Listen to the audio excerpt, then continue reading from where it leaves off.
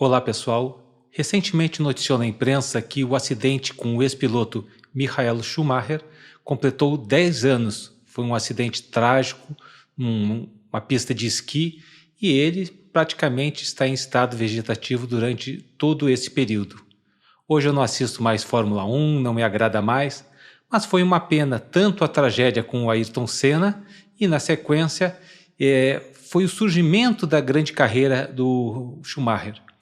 Primeira coisa para a gente aprender a pronunciar, alguns falam Schumacher, Shoemaker e tudo mais, mas o termo se refere ao sapateiro, aquele que fabrica sapatos, e a pronúncia mais parecida, mais semelhante é Schumacher. Foi uma pena nós não termos podido assistir essa disputa entre o Ayrton Senna e o Schumacher, que são dois pilotos muito talentosos, que fizeram história, cada um no seu tempo, cada um com as suas características, e nós podemos ter uma carreira vitoriosa, uma carreira de muitos recordes. Eu estava fazendo curso de alemão à época, onde estava no auge da carreira do Schumacher, e eu comentei com o professor, olha, por conta do Schumacher, hoje todo mundo conhece o hino da Alemanha, muito mais do que por qualquer outro motivo. E eu estou contando essa história sobre ele, não vamos nos aprofundar sobre o automobilismo, sobre a Fórmula 1, mas a cerca de 30 quilômetros de Colônia, na cidade de Kerpen, onde justamente ele nasceu, justamente com toda a sua família, seu irmão Ralf Schumacher, e lá existe um centro de eventos, um grande cartódromo de alto nível, gabarito. Eu diria que tem uma estrutura semelhante a um autódromo de Fórmula 1. Eu tive a oportunidade de conhecer, porque estava fazendo o curso de alemão próximo à Colônia, o curso preparatório para o curso de Estado Maior, e eu fui com minha família visitar. Em homenagem a isso, estou até vestindo a camisa que nós compramos nesse centro.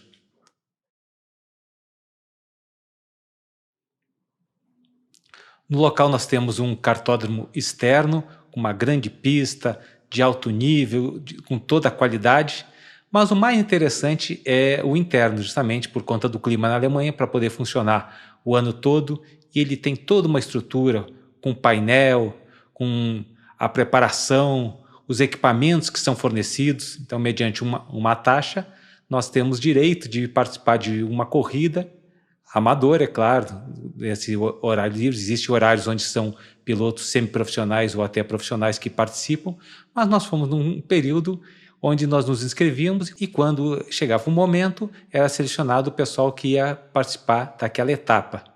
E eu fui junto com meu filho, que à época estava com 14 anos, e foi uma experiência fantástica. Toda a estrutura, a qualidade da pista, a qualidade dos equipamentos, a comunicação que era realizada, os painéis eletrônicos que sinalizavam tudo, os juízes, os fiscais, realmente um padrão profissional onde nós nos sentimos participantes de um grande evento.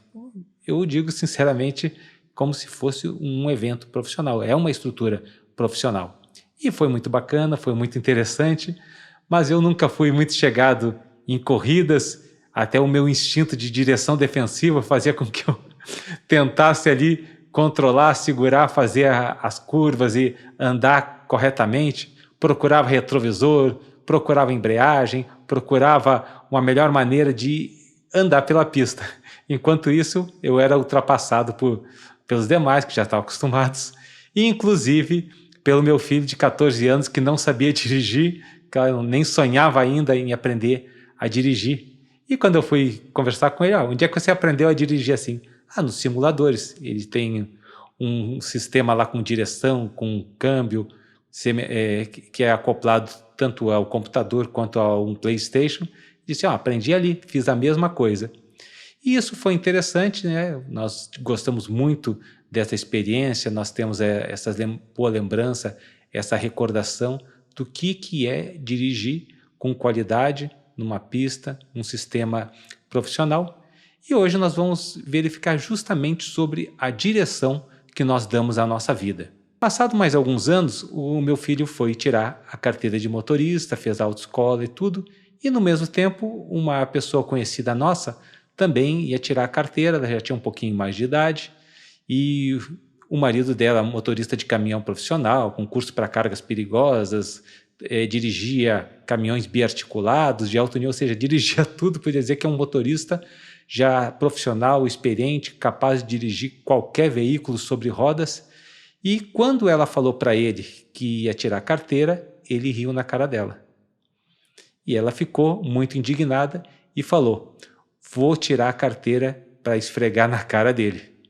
E o meu filho, ao mesmo tempo, fez, ainda na idade, lá com 18 para 19 anos, e quando chegou no dia da prova foi até interessante, que ele chegou mais cedo. A gente, quando tem coisas importantes, sempre chega cedo. Eu sempre chego cedo, e ele particularmente nesse dia também queria resolver logo. Ele prefere ir logo para uma decisão, não ficar enrolando quando é algo importante. E ele já chegou, já ocupou, ficou aguardando ali junto com a autoescola, e na sequência veio uma dupla de examinadores e o instrutor da autoescola ficou até preocupado.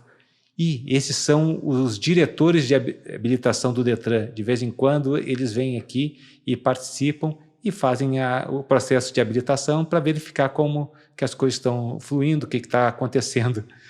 E ainda aconselho: olha, se você não quiser fazer com eles, você pode esperar, a gente aguarda mais um pouquinho, eles vão para um outro local. E meu filho falou: não, vamos fazer logo. E fez a prova justamente com essa dupla dos dois inspecionadores, chefes do departamento de habilitação. Foi tudo tranquilo, bem descontraído, tudo aquilo que ele tinha se preparado, ele fez e foi aprovado de primeira no processo da carteira de motorista. Não preciso nem falar de que essa amiga nossa que queria tirar a carteira para esfregar na cara do marido, ela foi reprovada, porque ela foi com a mentalidade errada, com a motivação errada. Ao invés de entender que aquele processo era algo útil, algo que seria importante, até o próprio marido entender de que ela tendo carteira seria uma tranquilidade, uma flexibilidade a mais que teria em casa, mas com a visão errada, ela reprovou pelo menos umas 2 vezes até conseguir tirar a sua carteira, depois conseguiu o carro e prosseguiu a sua vida. Mas olha como muitas vezes na vida nós vamos com a ideia errada, com a motivação errada, com uma ideia de vingança, com uma ideia de colocar os nossos recalques para fora, uma ideia de você afrontar alguma pessoa que num momento importante também não te tratou bem, te humilhou, agiu errado. E aquela pessoa que foi com a boa vontade, com a tranquilidade, somente com o desejo de fazer o melhor, teve sucesso, enquanto que a pessoa que quis dirigir de uma outra forma acabou sendo prejudicada e demorando mais para atingir os seus objetivos. E no início, naturalmente, ainda inexperiente e jovem, a gente via que o meu filho queria dirigir de uma maneira um pouco mais brusca, com uma maneira um pouco mais impetuosa. E eu falei o seguinte: olha, o que você tem que entender para a direção? Não interessa se você está dirigindo a 120 km numa estrada, se você está ultrapassando um caminhão, se você está indo fazer uma viagem mais longa de 1.000, 1.500 quilômetros a uma velocidade de 100, 150, ou se você está manobrando, andando a 10 km por hora, se você vai deslocar 15 centímetros para poder estacionar, se você vai estar arrancando numa subida, se você vai estar estacionando numa descida, o que importa é que você tenha o controle do carro. Tá? Seja rápido, seja devagar, seja uma grande distância, seja uma pequena distância, você tem que ser capaz de fazer o carro te obedecer. Ele vai ter que executar aquilo que você pretende. É isso que você tem que ter em mente. E graças a Deus, até hoje, já há alguns anos dirigindo, ele nunca se envolveu em nenhum acidente, nunca teve nenhum problema, porque ele entendeu essa orientação. E é a forma como nós devemos dirigir a nossa vida. Nós vamos dirigir a nossa vida não para dar uma resposta para outras pessoas, para esfregar na cara de uma outra pessoa um desafio, uma afronta ou algo de errado que ela fez conosco, mas porque aquilo é o melhor que nós queremos para nós, aquilo que nós estamos construindo. Nós vamos dirigir da maneira que nós necessitarmos. Se for um momento para nós sermos um pouco mais rápidos, nós vamos ser rápidos. Se for para sermos mais lentos, nós seremos mais lentos. Se for para tomar uma atitude imediata, nós vamos tomar. Se for a hora de meditar, de aguardar, de planejar melhor, nós vamos ter essa condição de aguardar. E esse é o ensinamento de nós usarmos a mesma ideia de como nós dirigimos o carro, de como nós sabemos a capacidade que nós temos ao volante na direção de um veículo, trazemos isso também para a nossa vida. E a palavra de Deus ela é muito sábia.